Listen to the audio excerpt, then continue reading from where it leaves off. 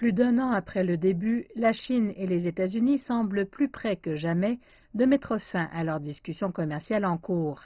La 9e série de négociations commerciales à Washington, dans le district de Columbia la semaine dernière, a été l'occasion de discussions entre les deux parties sur la protection des droits de propriété intellectuelle, les mesures non tarifaires, la balance commerciale et bien plus encore.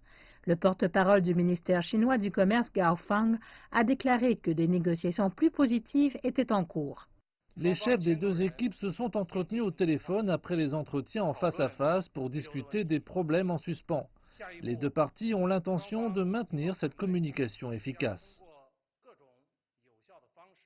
Tout en atténuant les tensions commerciales avec les États-Unis, la Chine renforce également ses liens économiques avec l'Union européenne. Le Premier ministre chinois Li Keqiang vient de clore la réunion des dirigeants sino-européens à Bruxelles en Belgique. Gao Feng a souligné plusieurs avancées obtenues au cours de ce déplacement.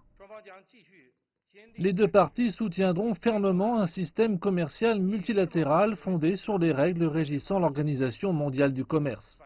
Nous lutterons contre l'unilatéralisme et le protectionnisme. Nous faciliterons également la réforme de l'OMC.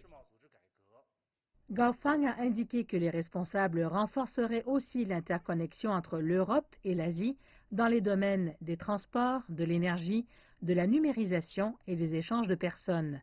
Leurs engagements prévoient par ailleurs des accès aux marchés plus larges, plus pratiques et non discriminatoires.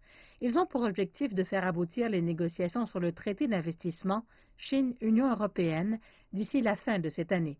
La Chine et le bloc européen ont convenu que les deux parties renforceront leur coopération dans les domaines du commerce et des investissements sur la base des principes d'ouverture, de non-discrimination, de concurrence loyale, de transparence et d'avantages mutuels.